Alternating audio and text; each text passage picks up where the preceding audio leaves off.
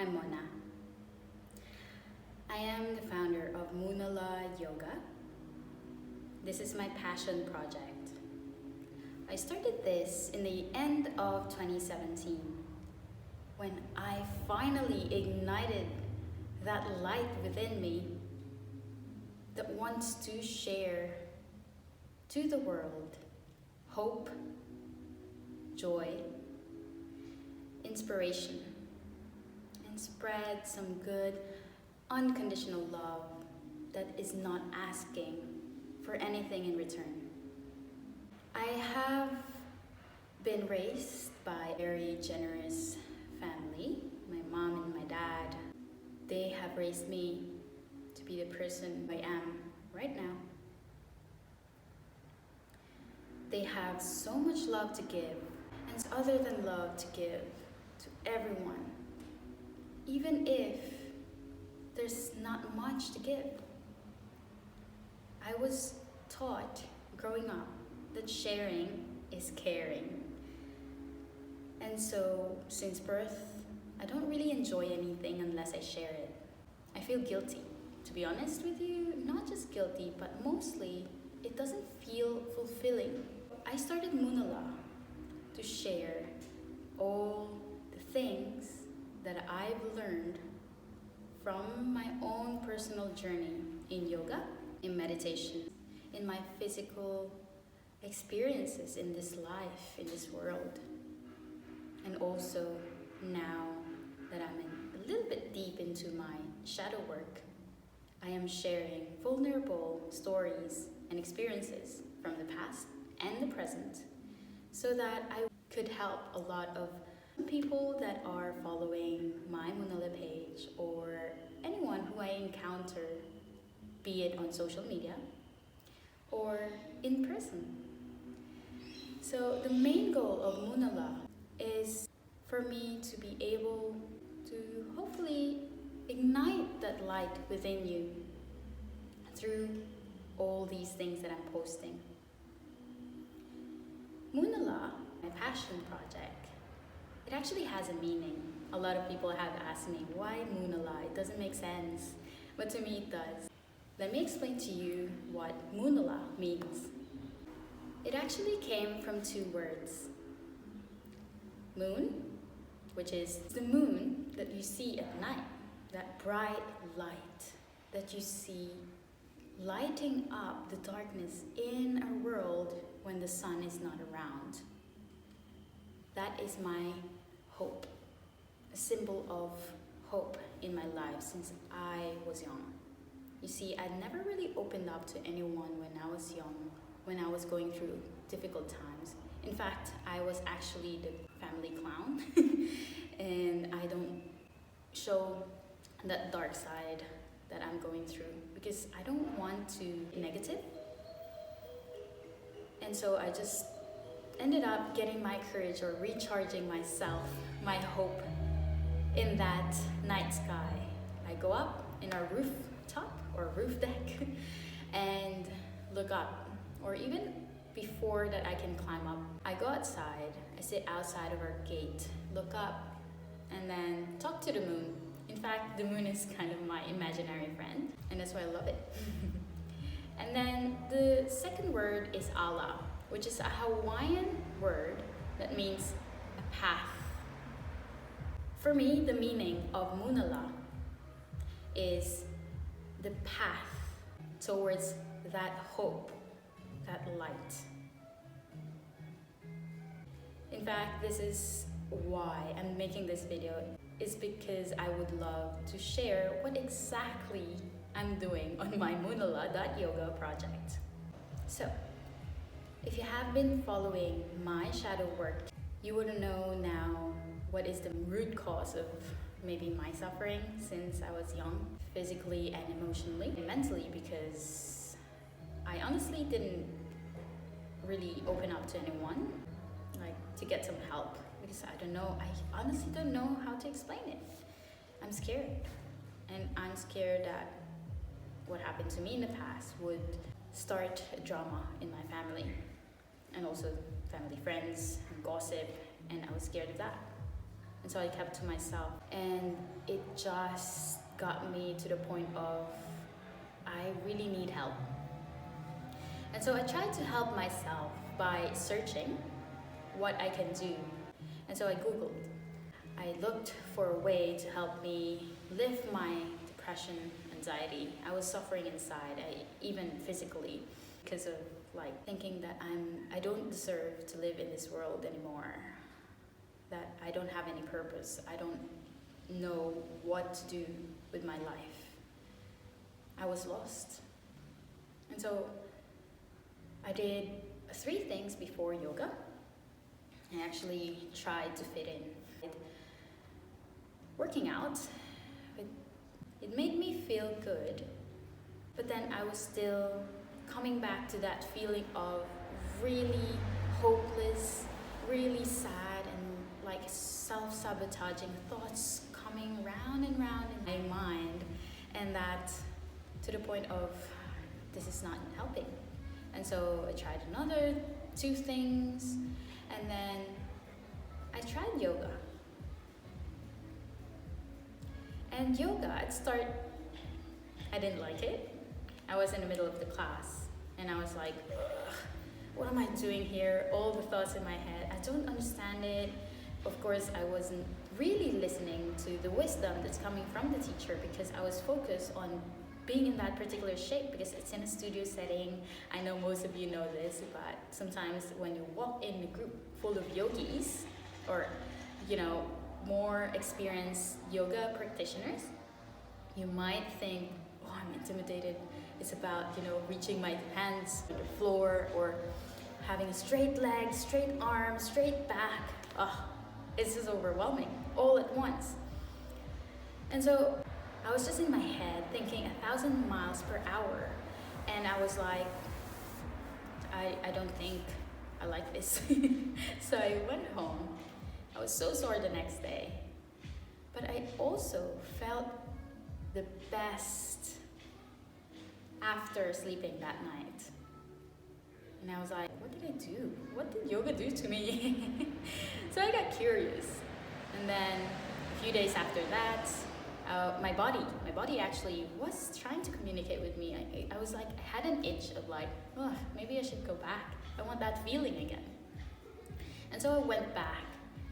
And then beautiful teacher, Anna Moonala, actually inspired me. She said things in class that really resonated with me emotionally and mentally. And so that was the start of my curiosity about how yoga actually could help me. And so I signed up, and I did yoga for about 4 or 5 months. I can't remember anymore. But after that year, I was asked if I wanted to do a yoga teacher training. And for me, at that time when they asked me, I was really curious what yoga has been doing to me, that I stopped getting sick. I stopped getting thoughts that are quite self-sabotaging or self-harming. I still do get that feeling of anxiety, depression from time to time, but it's not as crazy as it was. And so I was like, yeah, sure, I'll invest in this. Not really thinking about teaching. Turns out, the main reason behind me doing yoga is for me to help myself and invest in myself. How to really apply what I learned in yoga, on the mat, into my everyday life. And then from then on, I am now feeling a lot better. I have recently started my shadow work. For some of you, you've already known what is behind me chasing yoga. It's not just that though, there's a lot more things that has happened, which I will be sharing with you when the time comes, when I have already processed that within me. For now, the biggest one that triggered all these patterns that I have been doing for the past has helped me to understand my behavior and understand why I did what I did when I did it. So A lot of you has asked me, what is shadow work? Shadow work, it's mainly facing parts of your life that you have maybe turned your back just so you can release or avoid the suffering or the memories that it brings up, the feeling in the body that it is linked to, that is quite hard to understand and it's really uncomfortable in the body to the point of like you just feel angry, you know, because it's unprocessed. I've done my trauma release yoga, and apparently The Body Keeps the Score by Bessel Bender. That book really explained what happens when you have been through some difficult trauma in your past and what the tendency of your mind and your future self would do having that in your past. And so I understood a little bit more about myself, but then I didn't really quite do the work properly, meaning I didn't really know how to even start doing this until I met Burr and Parvati. They have done so much beautiful shadow work, and it ignited the fire in me that I want to do the same thing. And so I did my own shadow work because I wanted to gift myself this year, August 2020, a gift of freedom, a gift of showing up to myself, for my inner child that was wounded 20 years ago. Because that is the main reason why we get triggered, or I get triggered by all these things that are happening around me.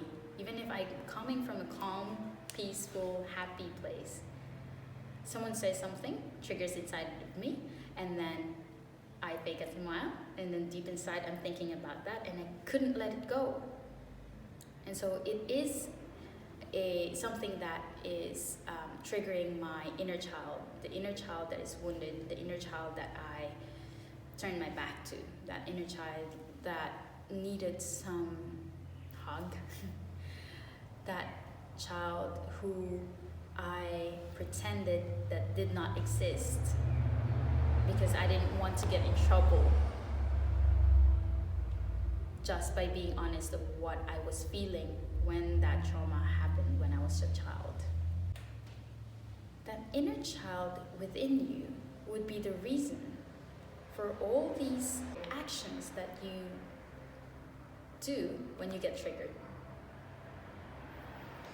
And so shadow work is not just facing your past like that, it's also facing the parts of you that you're unsure about, and the parts of you that you're too scared to show into the world because you're scared of judgment. And I've been doing a lot of reading and watching a lot of videos from inspirational people who also did their work, and some professionals who also are sharing their work. I actually made a video of self-help motivational vids that I watch from time to time whenever I get back into that heavy emotional state where I just want to give up again. So whenever I watch these videos, it just really lifts my spirit because they remind me that our thoughts is not us. When you think about it, it doesn't mean it's true. So I also got this from one of the speakers. He said, in a relationship, for example, when you're fighting about a simple thing, it's the ego, each of your egos fighting. It's not really you, because sometimes you don't even remember what you're fighting about. So he said to his own clients that it is better to be kind than to be right. And then it synced in with me, and then I talked to my partner. And then these days, when we start, fighting, I'm just like saying, I just choose to be kind, even if I don't agree with it. And then we laugh about it because like, oh yeah, I'm being egoistic right now. So okay, I'll be kind. And so it actually changed my relationship, not just to my partner, but to everyone around me. So you see, there are people that you will be meeting that could trigger something in you. And so you don't really have to react to that. Sometimes they're coming from their own experience in life, and so they give you maybe something that is criticism or something that doesn't really sit well with you because it's not true for you, but it is true for them. But it doesn't mean that you have to accept that or like take it, you know? Like this is something that yoga also helped me with, especially the training that I've done recently. It is about the subtle body and how to access that through yoga and our breath. So I would like for you to try it out for yourself, that be kind, be right. And see how it shifts your relationship and your reactive mind turns into a more understanding, kind, and compassionate mind. And also, one more thing that really helped me with this shadow work is learning how to breathe. Tuning into your breath, taking a deep breath before you respond, really gives you a chance to, take your response from a deeper, wise level. And then, with the shadow work as well, it is quite nice to tend to the parts of you that are yours. So when I moved here in Australia, there's a whole new culture. And I'm usually the kind of person who's shy at the start, but when I get to know you, I trust you, and then I go crazy. And I go loud and tease you or, swear. I swear. Even if I look innocent and I look like a child or high school, I swear. So don't be surprised when you hear me. And I won't apologize anymore. Unless, of course, we're in a studio setting. Like, when you get scared, sometimes you say, oh shit. Or worse than that. But yeah, so ever since I moved here in Australia, I have suppressed most of my personality. I was too scared. I don't know if I would be understood. I don't know if my humor would be funny for them, because I have tried sometimes, and then my kind of funny is not funny for them because they have a different slang, different English words for some stuff. Anyway, and their jokes for me, I don't understand sometimes. So I'm still learning, but I'm getting better now after 3 years of living here. But yeah, I'm just saying that I moved here and I've lost a lot. Like the things that I would do normally with my family, I wouldn't do here because I'm too scared to be judged. But this is something that I also have gained access to again when I was doing my shadow work, which is quite amazing. So this shadow work doesn't just mean facing your traumas, your troubled past. It also means accepting and owning who you are with or without anyone's permission, and despite whatever everyone's opinions are.